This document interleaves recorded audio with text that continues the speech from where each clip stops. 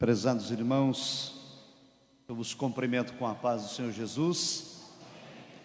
Mais uma vez nós queremos agradecer a Deus pela oportunidade de participar com a igreja desta celebração dos 500 anos da Reforma Protestante. Em nome do Conselho de Educação e Cultura, nós cumprimentamos ao pastor José Carlos de Lima, muito digno presidente desta igreja e convenção da Paraíba, e agradecemos a Deus pela hospitalidade e a recepção. O tema que vamos abordar tem como título os personagens precursores da Reforma Protestante, na página de número 19 da nossa apostila. Mas antes, vamos fazer uma leitura bíblica no livro aos Hebreus, no capítulo de número 11. Faremos a leitura de alguns versículos da palavra de Deus para fundamentar a nossa reflexão. Aos Hebreus, capítulo 11, versículos 36 a 40. Peço a bondade da igreja para ficarmos em pé, em reverência à leitura da palavra de Deus. Hebreus 11, verso 36 a seguir, diz assim: E outros experimentaram escárnios e açoites, e até cadeias e prisões, foram apedrejados, cerrados, tentados, mortos ao fio de espada, andaram vestidos de peles de ovelhas e de cabras, desamparados, aflitos e maltratados, homens dos quais o mundo não era digno, errantes pelos desertos e montes, e pelas covas e cavernas da terra, e todos estes, tendo sido testemunho pela fé, não alcançaram a promessa, provendo Deus alguma coisa melhor a nosso respeito, para que eles, sem nós, não fossem aperfeiçoados. Amém? Obrigado, irmãos, podeis tomar o vosso assento. Vamos então à apostila, na página de número 19. O texto bíblico que lemos faz referência aos heróis da fé, aos nossos antecessores, aos nossos antepassados, aqueles que foram levantados por Deus e prepararam o caminho para que hoje pudéssemos desfrutar desta mensagem de salvação. E na Reforma Protestante não foi diferente. A Reforma Protestante tem elementos, personagens e eventos que antecederam o movimento da Reforma. Eu vou usar a apostila e também vou usar o telão. Os irmãos poderão acompanhar de modo alternado no telão e também na apostila. A introdução que está no telão é a mesma que está na apostila e diz o seguinte: a Reforma eclodiu em 1517 com Martinho Lutero. Porém, bem antes, aconteceram eventos e fatos que são considerados como precursores do movimento do protestantismo. Precursor é aquele que antecede. Então veja aí na sua apostila, por favor. Eu vou me deter, em virtude da exiguidade do tempo, em 4 deles. Veja aí no sumário: 2.1, Pedro Valdo, e o movimento valdense. 2.4, João Wycliffe e os Lollardos. 2.5, John Hus e os Hussitas. E 2.6, Jerônimo de Savonarola. Então eu quero pedir aos irmãos, como é um seminário, eu quero participação do plenário. Eu quero que os irmãos leiam comigo o sumário 2.1, todos juntos. Pedro Valdo e o movimento valdense. 2.4, João Wycliffe e os Lollardos. 2.5 e 2.6. Muito bem, obrigado. Vamos iniciar então com Pedro Valdo. Pedro Valdo, ele inicia o seu movimento 340 anos antes de Lutero.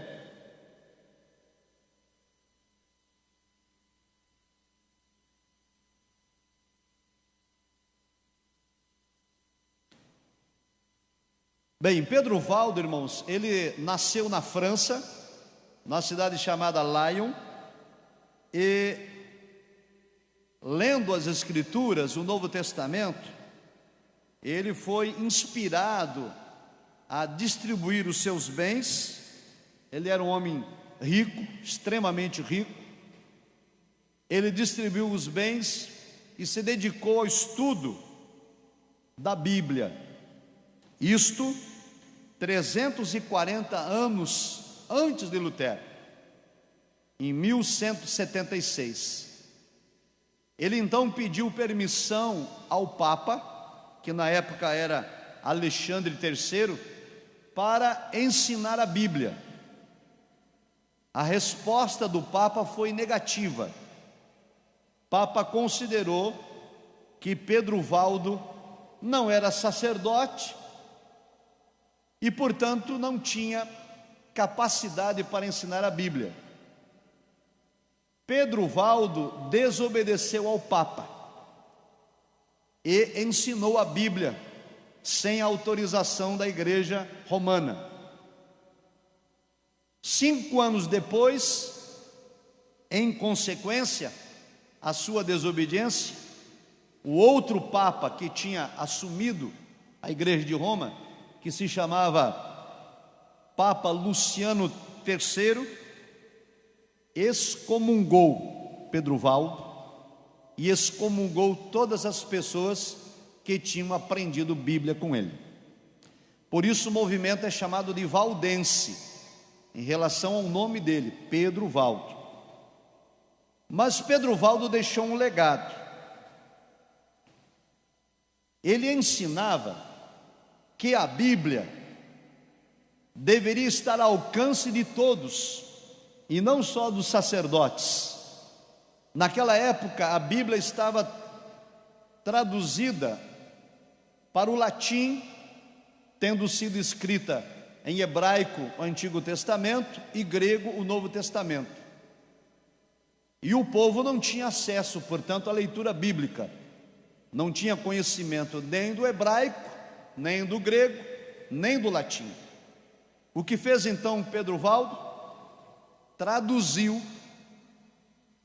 a Septuaginta para a língua chamada provençal, que era a língua falada pelos franceses 340 anos antes de Lutero. Esse vai ser o grande legado de Pedro Valdo. Então o legado dele é o seguinte: a Bíblia tem que estar ao alcance de todos. Como a Bíblia tinha em hebraico, em grego e latim, ele a traduziu para a língua do povo. Então não foi Lutero quem fez isto pela primeira vez, traduzindo a Bíblia para o alemão lá em 1517. Pedro Valdo já o tinha feito, mas para a língua dos franceses.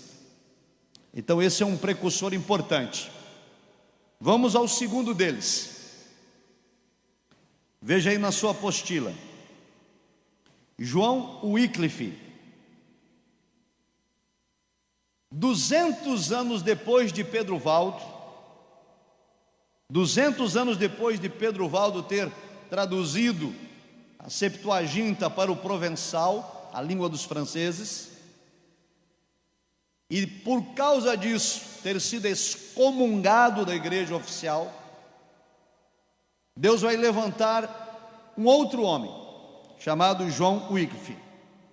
Ao contrário de Pedro Valdo, que era um leigo,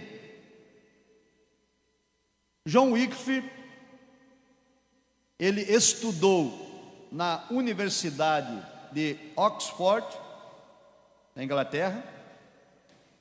Ele foi sacerdote católico, reitor da paróquia, e ele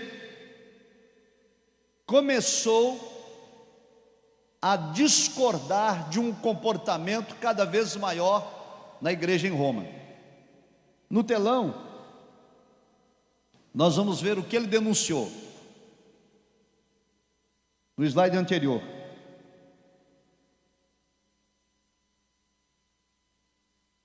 Denunciou que as autoridades eclesiásticas, inclusive os papas, estabeleciam impostos para o seu próprio bem.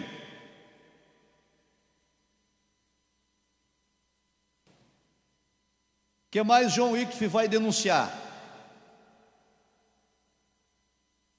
Ele vai dizer o seguinte: a autoridade das Escrituras precisam estar acima da autoridade do Papa. Era uma ideia de John Wycliffe. Os irmãos podem perceber que Lutero vai beber nestas fontes. Lutero vai seguir a ideia de Valdo, de que a Bíblia tem que estar ao alcance de todos e na língua do povo.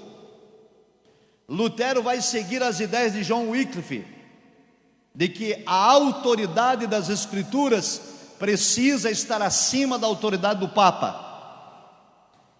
John Wycliffe também vai traduzir a Bíblia para o inglês, para que a Bíblia chegue ao povo. Então, estes homens são precursores.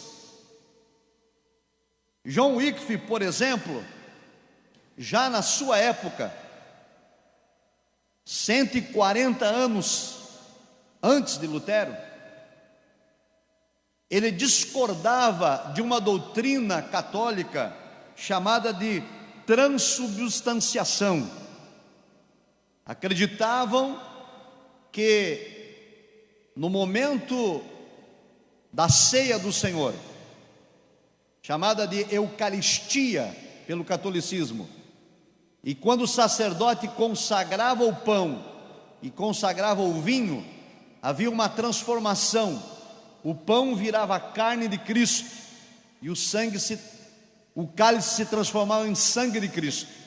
John Wycliffe discordou, ele disse: não, isto é símbolo, é uma simbologia. O pão é símbolo do corpo, o cálice é símbolo do sangue, não há transformação. Isso 140 anos antes de Lutero. Os seguidores de John Wycliffe passaram a ensinar estas verdades, e eles foram chamados então de murmuradores, e quer dizer lolardos. Por isso, os seguidores de John Wycliffe são chamados de lolardos. Pode repetir isso comigo? Lolardos. Lolardos queria dizer murmuradores.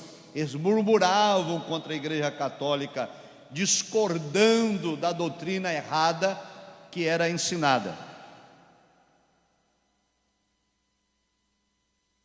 Então John Wycliffe tem uma contribuição muito importante.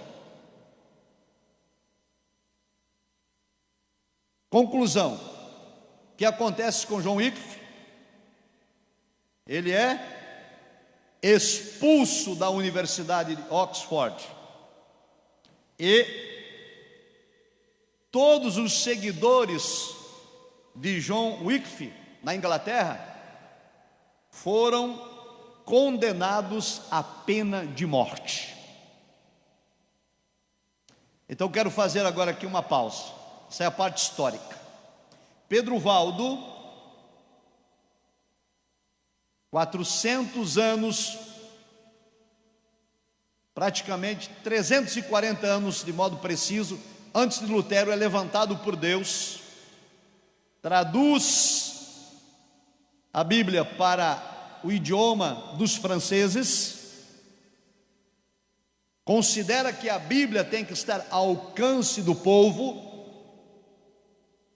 e questiona a autoridade do Papa, alegando que as Escrituras precisam ter autoridade maior do que o Papa. É excomungado por conta disso. 200 anos depois surge John Wycliffe, com as mesmas ideias, não na França, mas na Inglaterra. John Wycliffe diz: sim, a Bíblia é a autoridade suprema e precisa estar ao alcance do povo. E ele a traduz para o inglês. Ele denuncia os abusos do papado, questiona doutrinas que são tradições e que não têm fundamento bíblico. Pedro Valdo foi excomungado. John Wycliffe é expulso da universidade. Os seguidores de Pedro Valdo também são excomungados. Os seguidores de John Wycliffe são condenados à morte. Estes precursores enfrentaram um verdadeiro império, que era a Igreja Católica, que tinha a seu poder o exército, o governo e a política. Enfrentar o catolicismo era colocar o pescoço na guilhotina. E estes homens ousaram colocar as suas vidas em risco para que a verdade da palavra de Deus prevalecesse no tempo em que viveram. E eu pergunto aos irmãos, no século 21, não estará Deus também à procura de homens e mulheres que estejam dispostos a oferecerem as suas vidas num sacrifício vivo a Deus, para que a verdade plena da palavra de Deus seja a autoridade suprema em nossas igrejas?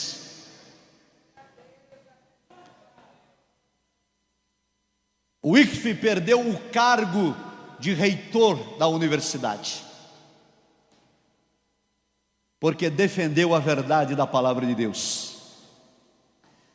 Mas quantos e quantos líderes no Brasil afora, temerosos de perder a função ou o cargo que têm, se dobram diante das inverdades, das heresias e dos desmandos que acontecem para manter uma função eclesiástica que lhe é favorável. Deus está à procura de homens e mulheres que estejam dispostos a sacrificar aquilo que for necessário para que a primazia da palavra de Deus volte a ocupar os púlpitos de nossas igrejas. E escute, John Wycliffe, ele estudou na Universidade de Oxford, ele era teólogo, estudante da Bíblia. Vamos ao próximo, João Hus. Acompanhe na sua apostila, na página 21. João Hus foi ordenado sacerdote católico em 1401. E assim como John Wycliffe, ele era teólogo. John Hus estudou na Universidade de Praga, na antiga Tchecoslováquia. Ele foi reitor da universidade. Naquela época, a cidade de Boêmia, a região de Boêmia em que ele vivia, era um antro de perversidade. Era a região mais rica e mais mundana que existia. O que fez João Hus, 115 anos antes de Lutero, passou a denunciar o mundanismo dentro da igreja. Isto, meus irmãos, é meados do ano 1400. Vamos ver algumas dessas denúncias. Olha o que ele escreveu contra o Papa, está no telão. Ele disse: um Papa indigno, que se opõe ao bem-estar da igreja, não deve ser obedecido. Olha o que diz John Hus: a autoridade final é a da Bíblia, e o que um Papa que não se conforma com a Bíblia não deve ser obedecido. Sabe isso quer dizer, irmãos? Que a nossa regra de fé e de conduta não é aquilo que diz o homem, mas aquilo que está revelado na palavra de Deus. Nem a experiência particular de alguém pode ser levada em consideração como dogma ou doutrina, se não for provado pela autoridade da Bíblia Sagrada. Hoje nós aceitamos essas declarações, mas em 1400 elas soaram como rebelião. John Hus foi chamado para se retratar. Houve um concílio na cidade de Constança para ele retirar o que tinha dito. Sabe o que mais ensinou John Hus? Ele disse: o crente não precisa de um intermediário humano para conversar com Deus. John Hus ensinou que o crente pode se achegar a Deus pelo sangue de Cristo derramado na cruz, pelo novo e vivo caminho que foi aberto pelo sangue. A isto depois a reforma vai chamar de sacerdócio universal. Cada crente individualmente pode conversar em particular com Deus, porque o único mediador entre Deus e os homens chama-se Jesus Cristo. Então João Hus era contrário ao confessionário, à intermediação do sacerdote entre o fiel e Deus. Ele disse: o fiel pode se achegar diretamente a Deus. Mas ele foi então levado ao concílio de Constança. O imperador da época, chamado Sismundo, ofereceu a ele um salvo-conduto. Um salvo-conduto era uma garantia de que ele não seria preso, era uma garantia de que ele não seria morto. Era um decreto imperial. E John Hus, de posse desse salvo-conduto, foi ao concílio em Constança. Acontece que lá no concílio mandaram ele se retratar. Isso vai acontecer depois também com Lutero. E John Hus diz: não me retratarei igual às palavras de Lutero, a não ser que alguém me convença pelas escrituras do contrário. Conclusão: o salvo-conduto imperial foi revogado e John Hus foi queimado vivo numa estaca. E quando ele está sendo sacrificado nessa estaca, ele vai ser usado por Deus numa palavra profética. Veja ela.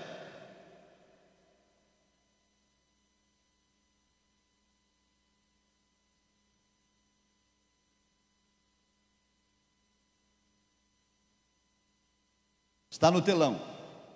As palavras de John Hus. Ele diz: vocês hoje estão queimando um ganso, que a palavra Hus, na língua boêmia, significava ganso. Ele disse: hoje vocês estão queimando um ganso, mas dentro de um século, disse John Hus, um século, dentro de 100 anos, vocês vão encontrar um cisne, e este cisne vocês não vão poder queimar.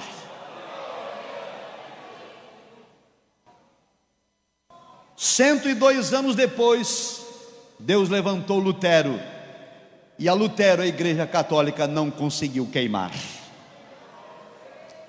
E Lutero é identificado então como o cisne levantado por Deus.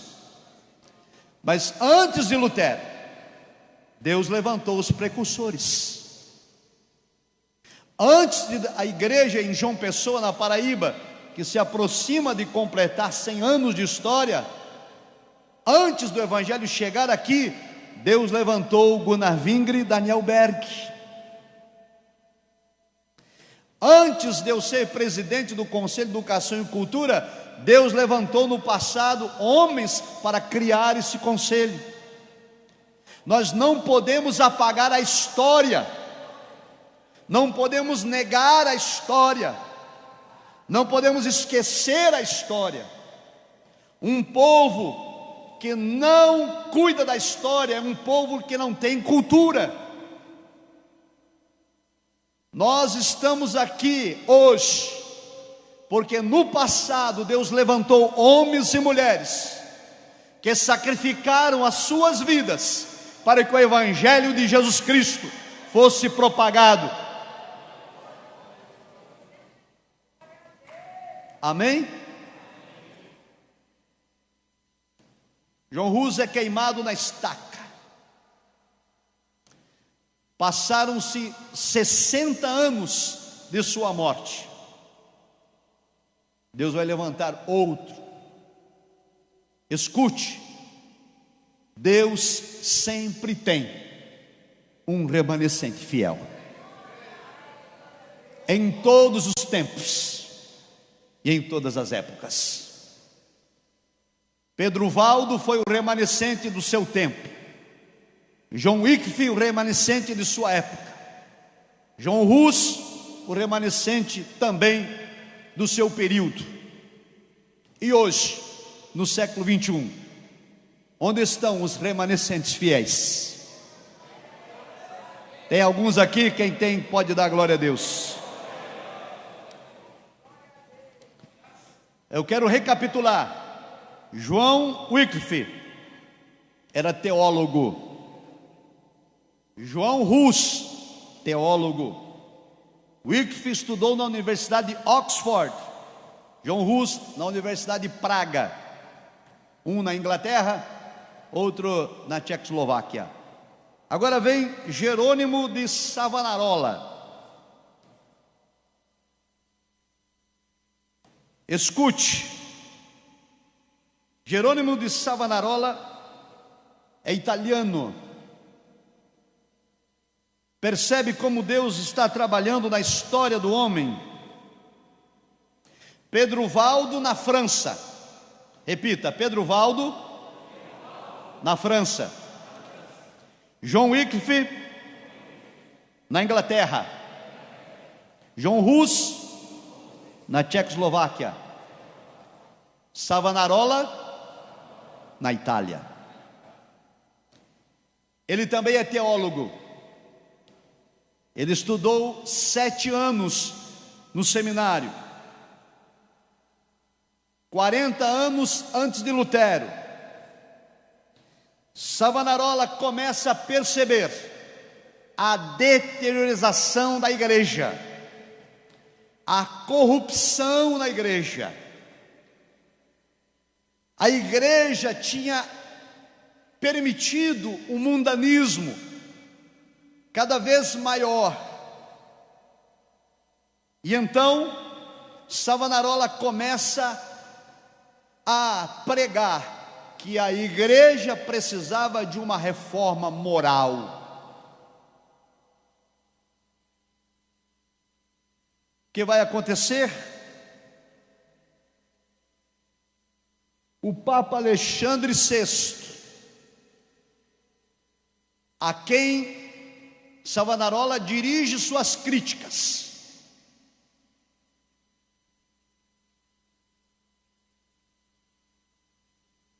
o Papa não se agrada de ser criticado, um Papa corrupto, um Papa ladrão, e ele manda enforcar Jerônimo de Savonarola. E a mensagem de Jerônimo Savonarola, vou repetir, era reformar a moral da igreja. Sabe o que isso significa dizer? Savonarola entendia que os líderes da igreja deveriam ser homens idôneos, que era necessário integridade, que era necessário caráter cristão, que era necessário moral para poder presidir a igreja de Jesus. Mas a cúria romana estava apodrecida, corrompida, a imoralidade. Como ouvimos ontem na plenária com o pastor Altair Germano, os cargos eclesiásticos eram comprados a peso de ouro. Muitos bispos da Igreja Católica sequer conheciam um versículo da Bíblia. Compravam os cargos eclesiásticos. Havia uma politicagem enorme na igreja. Os líderes, muitos deles eram bêbados, adúlteros, imorais, celebravam as cerimônias litúrgicas e ouviam as confissões dos fiéis. E Savonarola disse: tem que reformar a moral da igreja. Os homens que ocupam a liderança devem ser santos. Mas o seu brado não foi ouvido, e o Papa mandou enforcá-lo para calar a sua voz.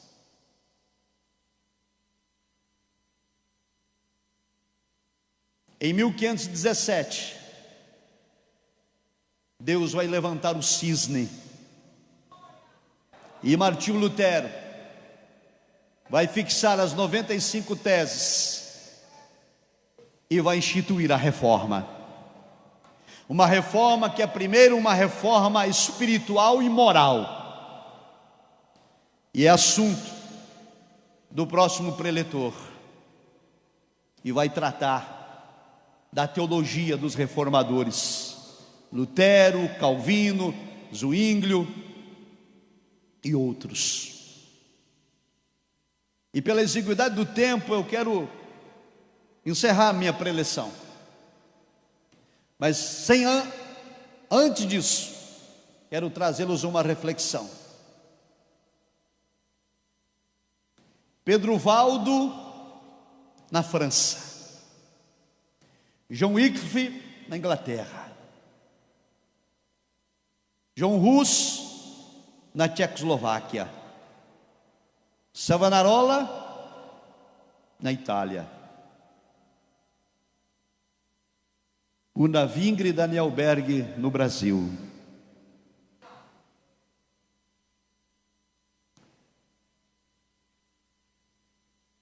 E aqui na Paraíba,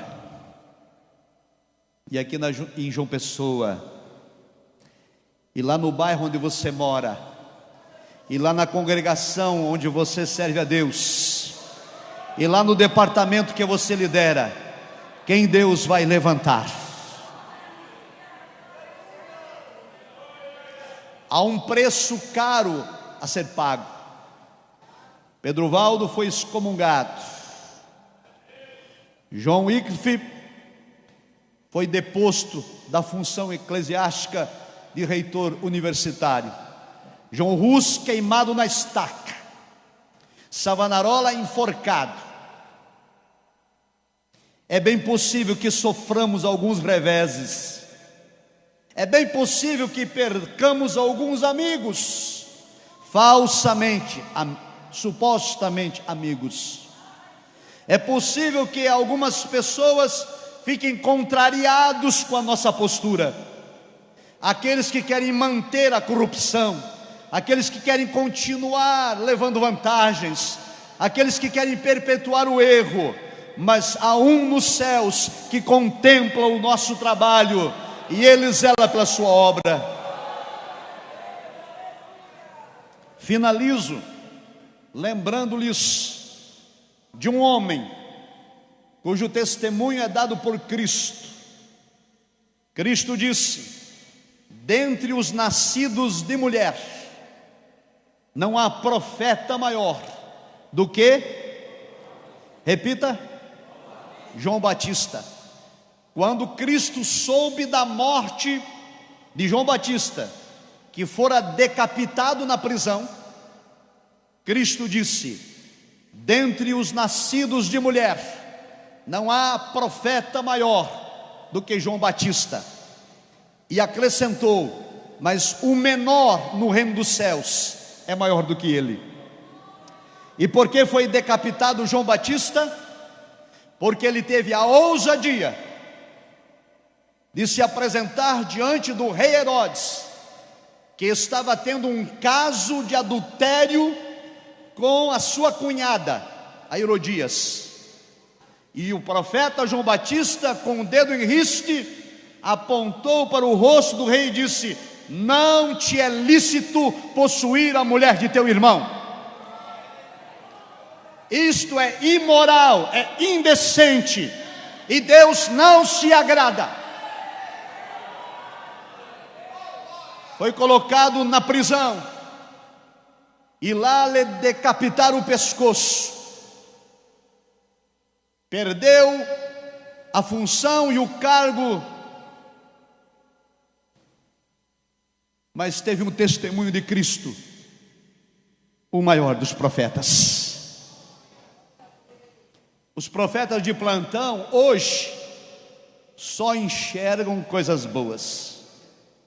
Eu vejo uma chave, aleluia, o povo, é o apartamento, é a casa, é o carro.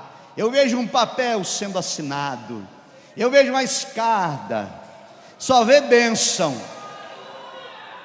Mas os profetas da antiga aliança, como Isaías, se apresentou à casa do rei e disse: põe em ordem a tua casa.